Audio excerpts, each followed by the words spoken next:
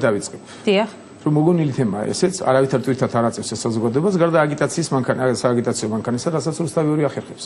აი ეს ფასებზე არასახულა, არაფერი განსაკუთრებული არ ხდება, გარდა კარგისა. ლარი არჩვენებს სწორედ რომ ეს ცოცხალი ორგანიზმია და ჯანმრთელი ორგანიზმია. რაც ხდება გლობალურ პოლიტიკაში და სოფლიოში, რაც ხდება ეკონომიკაში. რა თქმა უნდა, ასახვას პოებს საქართველოსის და გავლენას. მაგრამ ეს ტკინეულია იმ მოქალაქეებისთვის, რომელთაც საბანკო ვალდებულებები აქვს განსაკუთრებით დოლარში. ეკონომიკა, ბიზნესი ეს რთული მექანიზმია, მას სოდნა უნდა და ალღო უნდა. ესე მარტივი არაა, სადააბანდა შენი კაპიტალი დოლარში თუ ლარში თუ ევროში გადაიტანო. ამას ეს არის პროცესი. ეს არის ბიზნეს პროცესი და მოსახლეობაც ამ პროცესში უნდა გაერკვეს თუ არ ერკვევა, უნდა დაიქირავოს ბანკი ან სპეციალისტი, ვინც ამაში ერკვევა და რჩევა უნდა მიიღოს.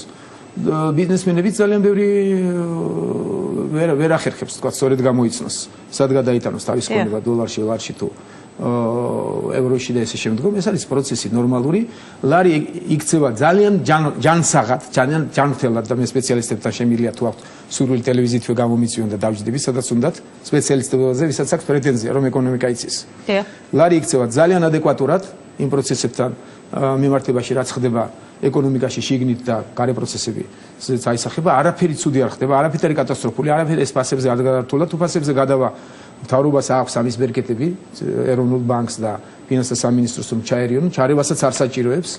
და ნახეთ გარე ექსპერტების რამდენიმე გამონათქვამი, რომ ძალიან აქებენ, რომ ძალიან ჯანსაღად იქცევა და ძალიან სწორად იქცევა, არაფერი ცუდი არ ხდება, მაგრამ ეს თემაც მუდმივი თემა არის ნაციონალური მოძრაობის, რომ როგორმე ეკონომიკა დაანგრევენ. ეს არის მათი ოცნება, რომ ცეცხლსაში ქვეყანა იწოდეს, მათი განცდა დაკმაყოფილდეს. ადრე რა ეს გუნდი იყო ფუფუნებაში, ერთი ჯგუფი ცხოვრობდა და გვარწმუნებდნენ ვირტუალურ სამყაროში ვაყოფებდნენ ყველას, რომ ყველანი კარგად ცხოვრობთ.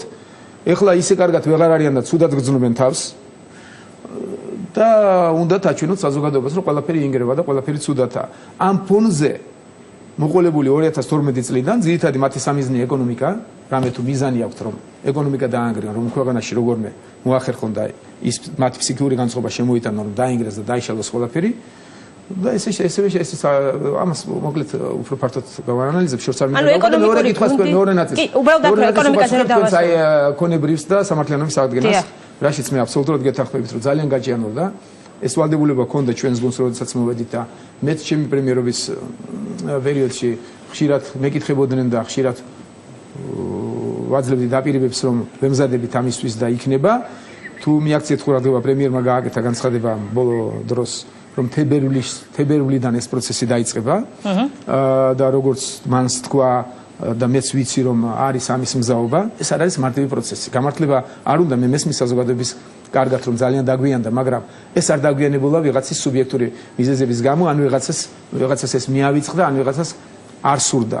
ამისთვის იყო ფინანსები მოსაძიებელი, იყო შესაბამისი სტრუქტურების შესაქმნელი და ესე შემდგომ. თუმცა ეს პროცესი შეჩერებული არ იყო. მიდიოდა დორეთ, ძალიან ბევრმა მოახერხა, მაგრამ აბსოლუტური უმრავლესობა არის იმ განცდის და მოლოდინის პროცესში, რომ ეს ყველაფერი მოხდეს. და აი ნახოთ, თებერვალში დაიწყება, ამას სჭირდება შესატყვისი თანხები, როგორც ვიცი, მინიმუმ 1 მილიარდზეა საუბარი, რაც ჩვენთვის არც თუ ისე ცოტაა. ეს პროცესიც გავლილი აქვს. ჩემთანაც მახსოვს, რომ იყო რაღაც შეკითხვები, მეც ჩემი პოზიცია დავაფიქსირე. არ იყო მარტივი პროცესი და არ არის ეს მარტივი პროცესი და როდესაც დაიწყება, ნახავთ, რომ და დაიწყება ახლოს დროში, როდესაც როგორც გვირდება პრემიერი. რა თქმა უნდა, ეს ვალი აქვს გუნდს, რომელიც მე მოვიყვანე და ჩემთან ერთად მოვიდა. ამას დასჭირდა ეს დრო და პროცესში კიდევ ერთხელ დავინახავთ, რამდენად სწორედ დასჭირდა ეს დრო, ან შეცდომები იყო დაშვებული. აი დავაკვირდით რა. კი ბატონო, ანუ